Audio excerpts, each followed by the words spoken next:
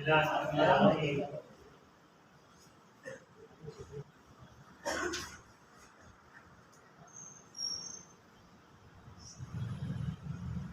نظامت کے بیدار بادشاہ مرحوم انور جلال پوری نے کیا خوب کہا ہے، نہ میرا ہے نہ تیرا ہے یہ ہندوستان سب کا ہے، نہ میرا ہے نہ تیرا ہے یہ ہندوستان سب کا ہے، نہیں سمجھی گئی یہ بات تو نقصان سب کا ہے، جو اس میں مل گئی ندیاں وہ دکھلائی نہیں دیتی، جو اس میں مل گئی ندیاں وہ دکھلائی نہیں دیتی، مہا ساگر بنانے میں مگر احسان سب کا ہے۔ ماشاءاللہ ہم سب جانتے ہیں جو آج اکٹھا ہوئی ہیں، آج کے دن کی تاریخ کا ہم سب کو پتا ہے۔ آج کی تاریخ یعنی 15 اگست، اس کا دوسرا نام یوم آزادی ہے۔ آج ہی کی تاریخ میں ہمارا یہ وطن عزیز انگریزوں کے ناپاک چنگل سے آزاد ہوا تھا۔ 15 اگست کی تاریخ کو یادگار منانے کے لیے اور جو ہندوستان کو غلامیت سے آزاد کرانے کے لیے بے پناہ قربانیوں کا نذرانہ پیش کیا تھا جان و مال کی شکل میں، انہیں صحیح معنوں میں خراج عقیدت پیش کرنے کے لیے آج کا دن متعین ہے۔ آج کے دن ہم سب آزادی کا جہاں ایک طرف جشن مناتے ہیں، خوشی مناتے ہیں، جھنڈا پھہراتے ہیں، وہیں ہندوستان کو آزاد کرانے والے جو بھی بلا تفریق مذہب و ملت ہندوستانی جو انگریزوں کے خلاف مہاسارائی کیے اور اپنے وطن عزیز کو آزاد کرائے، جن کا بھی جس شکل میں کردار رہا ہے، آج کے دن ہم انہیں یاد کرتے ہیں اور انہیں خراج عقیدت اور شرمندگی پیش کرتے ہیں، اور ہونا بھی چاہیے، اس لیے کہ اس ملک میں ہم رہتے ہیں، ہندوستان ہی ہماری شناخت ہے، ہندوستان ہی ہماری پہچان ہے، اس کے بغیر ہمارا کوئی وجود نہیں ہے۔ اس لیے جب یہ ہمارا ملک باہر سے آئے ہوئے انگریزوں کے قبضے میں تھا اور وہ بھی ایک پلاننگ کے تحت، اکبر کا دور 16ویں صدی، اس صدی میں ایک بہانے سے آ کر کے ہندوستان میں تجارت شروع کرتے ہیں۔ یہ بہانہ تھا، تجارت اصل مقصد نہیں، اور وہی ہوا جو وہ سوچ کر کے آئے تھے۔ بہت بعد میں ہندوستانیوں کو پتا چلا، تجارت کے نام پر سب سے پہلے انہوں نے تجارت اور معیشت پر اور یہاں کے کرنسی پر، پیسوں پر ان کا قبضہ ہو گیا۔ اب جب ان چیزوں پر قبضہ ہو گیا تو ان کے لیے مزید پورے ہندوستان اور پارلیمنٹ اور تمام چیزوں پر قبضہ کرنا ان کے لیے آسان ہوتا گیا۔ اور یہی ہوا جب ان کے اس عزم اور ان کے اس ناپاک سازش کا پتہ چلا اورنگزیب عالمگیر رحمۃ اللہ علیہ کو، تو انہوں نے 1790 میں بہت ہی زبردست مقابلہ کیا انگریزوں سے، اور اس جنگ میں انہیں کامیابی ملی۔ جب کامیاب ہو گئے تو اورنگزیب عالمگیر رحمۃ اللہ علیہ نے انگریزوں کو، یعنی وہ تاجروں کو جو ایسٹ انڈیا کمپنی بنا کر کے تجارت مظاہر کر رہے تھے، ان کے نام نوٹس جاری کیا، ہمارے ملک کو تم چھوڑ کر کے چلے جاؤ، آزادی کی علامت، اب تمہیں تجارت کرنے کی گنجائش نہیں ہے ہمارے ملک میں، اس لیے کہ میں تمہیں جان چکا ہوں کہ کیا چاہتے ہو۔ یہ نوٹس آج بھی برٹش میوزیم میں محفوظ رکھا گیا ہے۔ مگر چونکہ بادشاہ بہت رحم دل تھے، نیک دل تھے، انگریز معافی تلافی پہ آ گئے اور ہاتھ جوڑنے لگے کہ ہمیں معاف کر دیا جائے، اب آئندہ کوئی اس طرح کی حرکت نہیں کریں گے، اس طرح کی کوئی پیش قدمی نہیں کریں گے، اور جو یہاں کا ایک دستور ہے، قانون ہے، اسی اعتبار سے ہم یہاں تجارت کریں گے۔ اورنگزیب عالمگیر رحمۃ اللہ علیہ نے معاف کر دیا اور ان کو اجازت دے دی، اور کچھ شرائط رکھے گئے ان کے سامنے کہ ان شرائط کے ساتھ تم یہاں ہندوستان میں تجارت کر سکتے ہو۔ یہ تاریخ کے پنے کو پڑھ کر کے آپ کو سنا رہا ہوں. مگر جب اورنگزیب عالمگیر رحمۃ اللہ علیہ کا انتقال ہو گیا تو انگریز نے اعلان کیا، جو انگریز افسر تھا اس نے اعلان کیا کہ ان کے وفات کے بعد اب ہمیں ہندوستان پر قبضہ کرنے سے کوئی روک نہیں سکتا ہے. اور وہ آگے بڑھے، قدم آگے بڑھاتے گئے انگریز لوگ قبضہ کرنے کے، دن بدن ملک میں حاوی ہوتے چلے گئے. ان سے مقابلہ نواب سراج الدولہ نے 1757 میں پلاسی کے میدان میں کیا، لیکن اپنوں کی غداری کی وجہ سے کامیاب نہیں ہو سکے. پھر شہر میسور ٹیپو سلطان، جن کا اصل نام فتح علی ہے، انہوں نے 1790 میں انگریزوں سے مقابلہ کیا اور بہت ہی زبردست مقابلہ ہوا.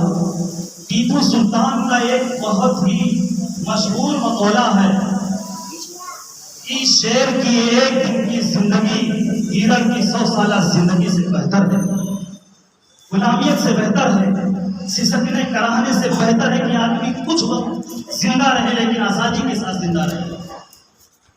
اور زبردست مقابلہ کرتے ہوئے وہ بھی اپنوں کی غداری کی وجہ سے شہید کر دیے گئے.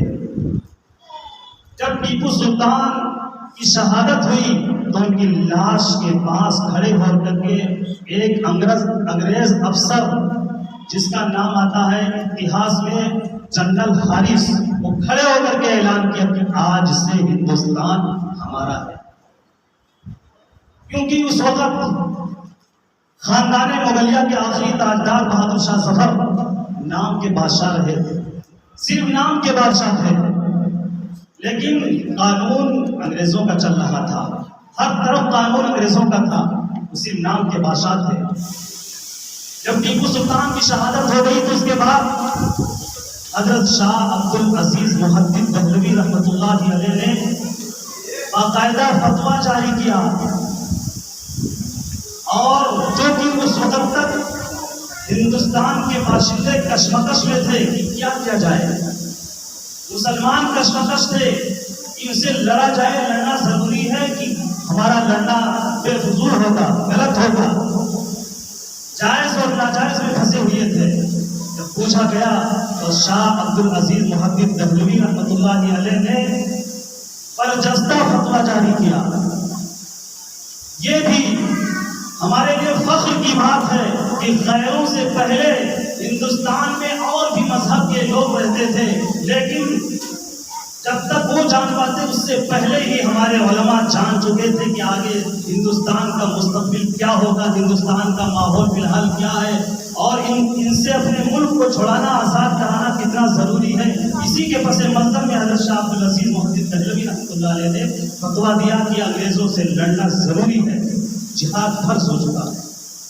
ان کے فتوے کے روشنی میں ایک تحریک اٹھی اور زبردست انقلابی تحریک اٹھی ہندوستان کی آزادی کے لیے. اس میں بہادر شاہ ظفر بھی حصہ لیے اور ناکامی، اللہ کی مرضی، ناکامی ہاتھ آئی. انگریز نے گرفتار کر لیا بہادر شاہ ظفر کو، کئی دن بھوکا رکھا، اور اس کے بعد ان کے 4 بیٹے تھے، 4 بیٹوں کے سر کو کاٹ کر کے دسترخوان پہ بلایا گیا کہ آپ آئیے، کئی دن کے بھوکے ہیں، کھانا کھا لیجیے.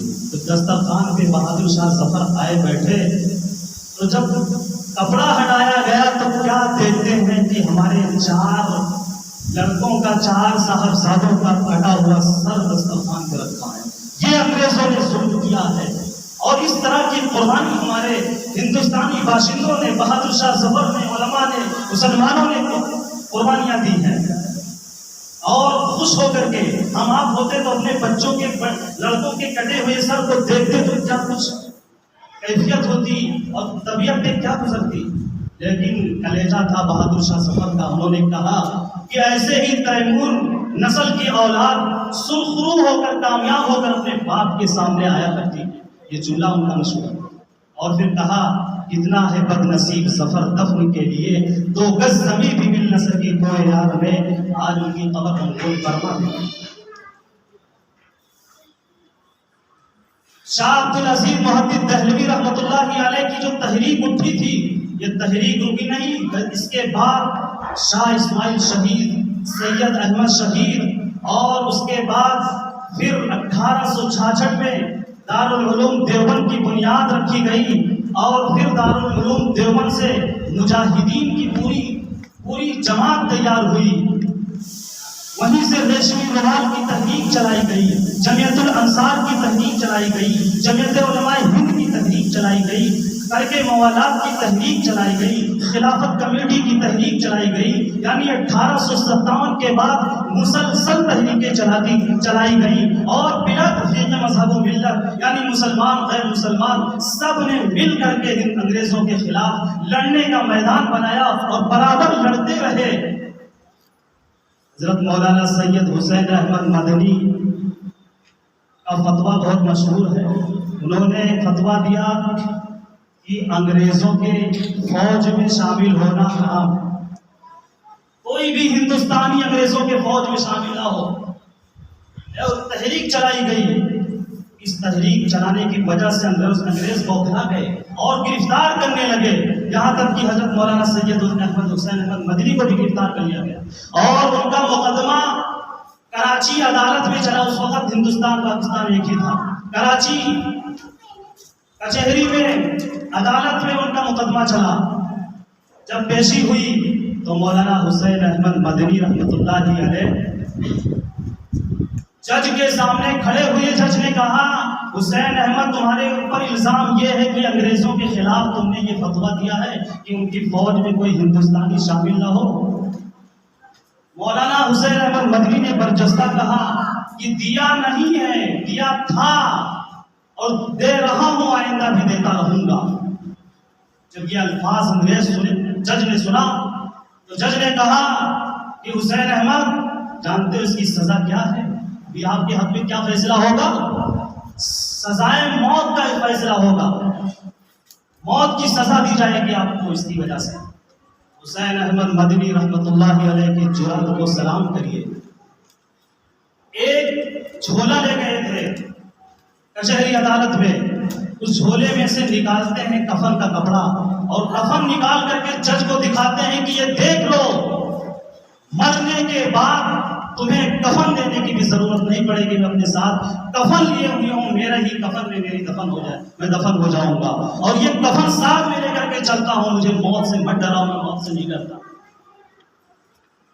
مولانا حسین احمد مدنی ہی ایک جلسے میں کہے تھے، شعر پڑھے تھے، اس شعر پہ بہت دیر تک نعرہ لگتا رہا۔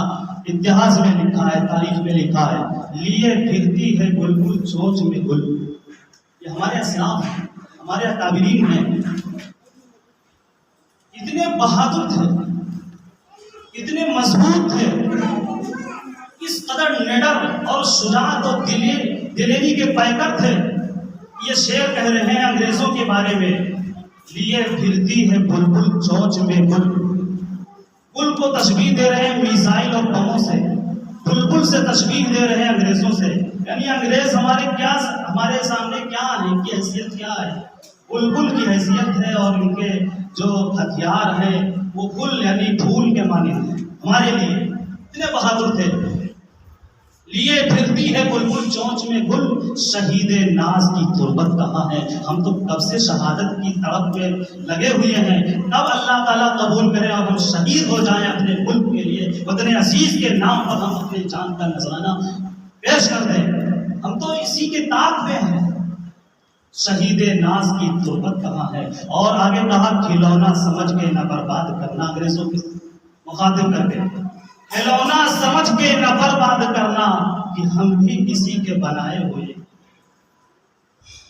حضرت مولانا سید احمد حسین احمد مدنی مالٹا کے جیل میں 2.5 سال حضرت شیخ الہند اور حضرت شیخ الاسلام ان کی جیل میں گزارے ہیں، 2.5 سال قید رہے مالٹا کی جیل میں، اور اس قدر انگریز جیلر نے حضرت شیخ الہند کو تڑپایا ہے کہ ان کے انتقال کے بعد کتابوں میں لکھا ہے کہ جب غسل کے لیے کپڑا ہٹایا گیا تو پیٹھ میں صرف داغ ہی داغ تھا، یعنی گرم سلاخ سے انگریز افسر داغا کرتا، سزا دیتا تھا جیل مالٹا جیل میں، اور اتنا زیادہ سزا دیا گیا کہ پورا پیٹھ جو ہے داغدار تھا، کالا تھا، اور زندگی میں کبھی کوئی جان نہیں سکا، دنیا میں کوئی نہیں جان سکا، اللہ زندگی میں یہ راز ظاہر کیا کہ اس طرح سے برتاؤ کیا گیا ہے جیل میں۔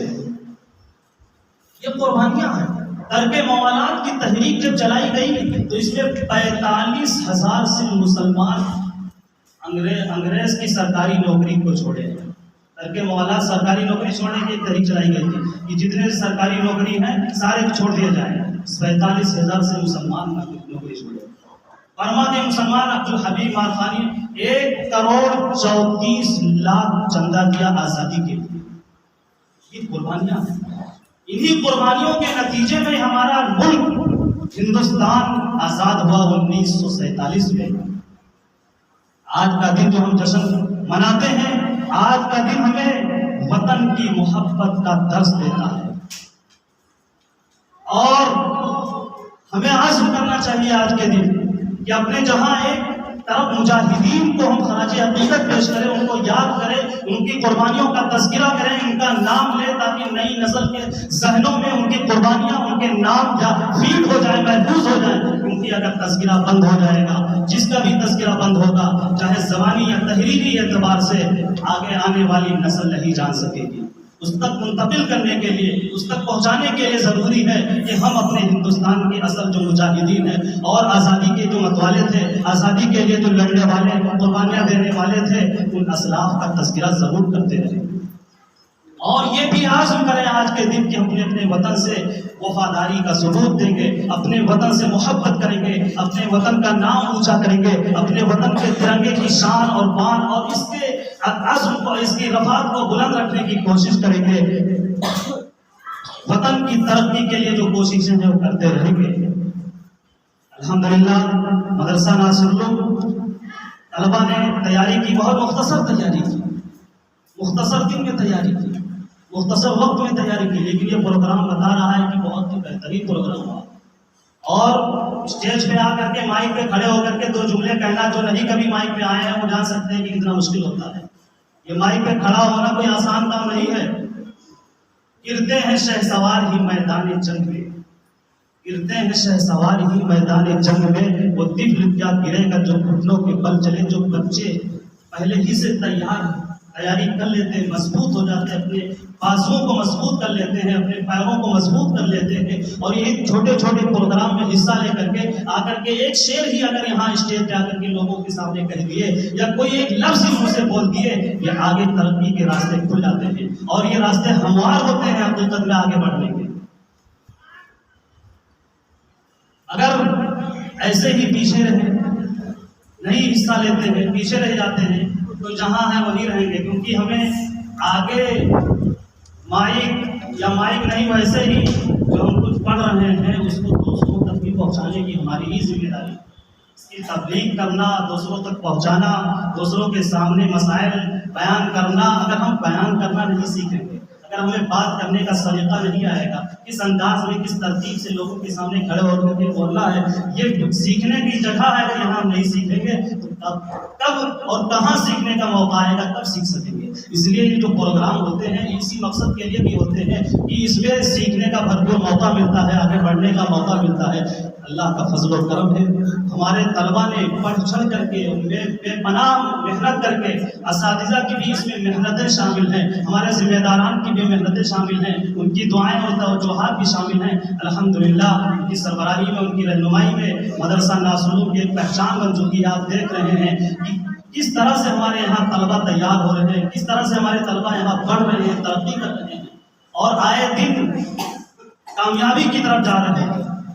اللہ تبارک و تعالیٰ ہم سب کو کامیاب و کامران فرمائے، اور وطن کی محبت ہم سب کے دلوں میں پیدا فرمائے، اور وطن کو کامیاب اور کامران فرمائے۔ آمین۔ وآخر دعوانا الحمدللہ۔